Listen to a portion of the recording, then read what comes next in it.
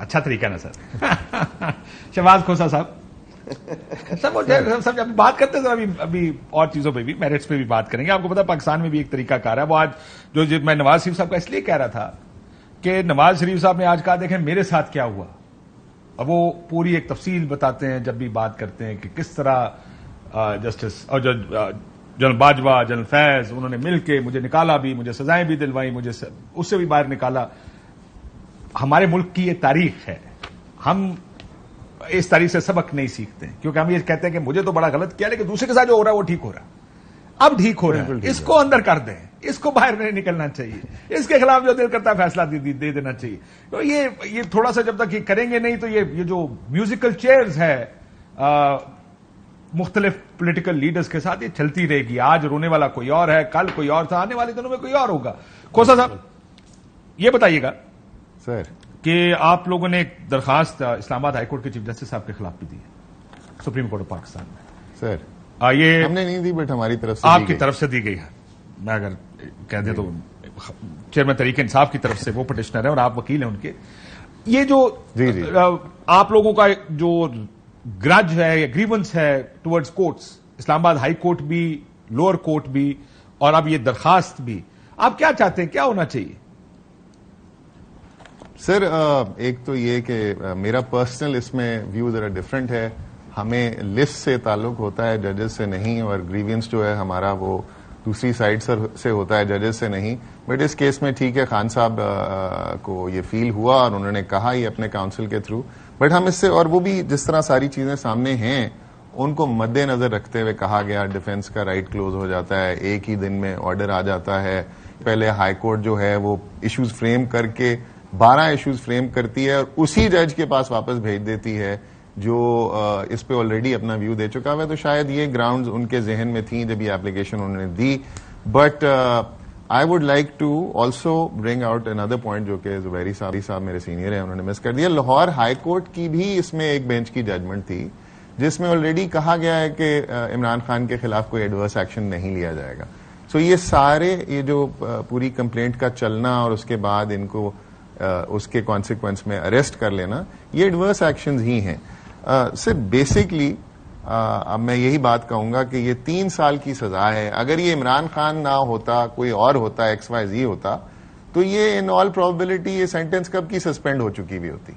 But क्योंकि यहाँ पे ये बात तो हुकूमती वकला जो हैं, जो लीडर्स हैं मुस्लिम लीग नून के, वो तो अब खुलेआम कहते रहे हैं कि ये तो सस्पेंड हो जाएगी, ये तो ज्यादा देर नहीं चलने वाली है जी। वो भी मैक्सिमम सजा है। और आप देखेंगे उसमें सुना भी नहीं गया उसके वकीलों को, इसमें इतने मेजर जुरिस्डिक्शनल डिफेक्ट हैं। क्या ये इलेक्शन, ये बेसिकली तो तोशा खाना केस में एक मिस डिक्लेरेशन की कंप्लेंट 6 MNAs ने दी परवेज अशरफ साहब को, which was way beyond limitation. 120 दिन के अंदर कंप्लेंट। सर लेकिन ये भी तो सवाल पूछा गया ना अदालत में कि ये 120 दिन शुरू कब होते हैं? क्या ये जब एविडेंस आता है तो शुरू होते हैं, या जब जिस दिन आप अपना सबमिट करते हैं, गोशवारा फाइल करते हैं सर, जिस दिन गोशवारा फाइल करते हैं उसके बाद 120 दिन है। क्योंकि उसमें आगे से जवाब यह दिया गया 1000 के करीब मेंबरान हैं, मेंबरान इन नेशनल एंड प्रोविंशियल असेंबली। इतना वक्त कहां होगा कि 120 दिन के अंदर इन सारों को किया जाए? तो इस तरह के आर्ग्यूमेंट्स भी आ रहे हैं, शायद ये फैसला भी करना पड़ेगा। ये तो अब ये देखें ना, मेरे नाम एक फैसला हो जाता है कोर्ट से, कोई प्रॉपर्टी हो जाती है, तो कोई यार आके उसी प्रॉपर्टी पे दोबारा मेरे खिलाफ केस कर दे, तो इस तरह तो मैं पूरे पाकिस्तान के ऑब्जेक्शन भुगतता रहूं। ये लिमिटेशन इसीलिए है कि सब लोग इस दिन के अंदर, इस टाइम फ्रेम के अंदर कर लें, और ये किसी आम MNA के खिलाफ ऑब्जेक्शन नहीं कर रहे थे, ये इमरान खान तहरीक इंसाफ के हेड के और वजीर आजम के खिलाफ कर रहे थे। तो ये 120 दिन बहुत थे। बहरहाल ये कर सकते थे, इन्होंने नहीं किया, और ये हम रोज देखते हैं सुप्रीम कोर्ट में लिमिटेशन। सर आप लोगों का मैं बताएं, इस्लामाबाद हाई कोर्ट के CJ के बारे में आप क्या मांगते हैं? सर मैं तो देखें, जो चीफ जस्टिस होते हैं वो पहले जज होते हैं, उससे पहले वकील होते हैं, वो जज बनते हैं, वो बड़ी एक रिगर से गुजर कर यहां तक पहुंचते हैं। कई दफा हमारे से गलतियां हो जाती हैं, हम शायद केस सही तरीके से नहीं प्लीड कर पाते। बहरहाल वी एक्सपेक्ट के चीफ जस्टिस साहब जो है इसको बड़े अच्छे तरीके से देखेंगे, एंड वी हैव। सर आज तक वैसे कितने जजेस पर एतराज उठाया गया इस तरह रिटन फॉर्म में, और खसूसन सर देखें, हमारी तरफ से, हमारे से पहले कुछ काउंसिल्स ने ये एतराज उठाए, हमने एज काउंसिल इसमें इस चीज से अवॉइड किया है। हमें इन्हीं कोर्ट्स के पास जाना है, हमारे रिस्पेक्टेबल ऑनरेबल जजेस हैं, हम इनसे इंसाफ की तवक्को करते हैं। ये सब जजेस पर प्रेशर होते हैं और ये जजेस जो हैं बड़े स्ट्रांग नर्व्स के होते हैं। कई दफा ये प्रेशर इनको बर्दाश्त करना पड़ता है और फैसला बहरहाल आइन और कानून के मुताबिक ही होना चाहिए। सर लेकिन आपकी प्ली क्या है अगर इसमें नहीं होता तो हमारे सुप्रीम कोर्ट पास पाकिस्तान से कि इनको हटाया जाए आपके सर केसेस से? देखें हमारी प्ली यही है कि ये 3 पॉइंट्स हैं जो कि बड़े क्लियरली हमने स्पेल आउट किए हैं।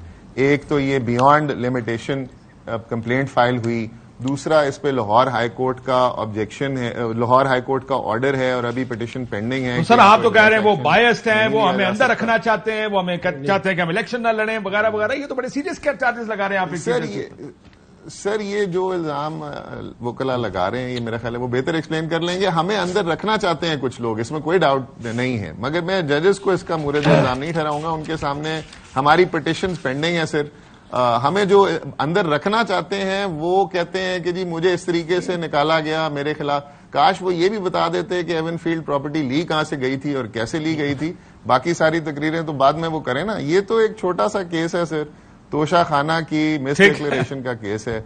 और अगर ये तोशा खाना की मिस डिक्लेरेशन इसी एंगल से देखना चाहते हैं तो इनको अपने ऊपर भी झांक के देखना चाहिए कि इन्होंने तोशा खाना से क्या क्या लिया हुआ है। बहरहाल देख लेते, चलो ये भी फैसला आता रहेगा सर।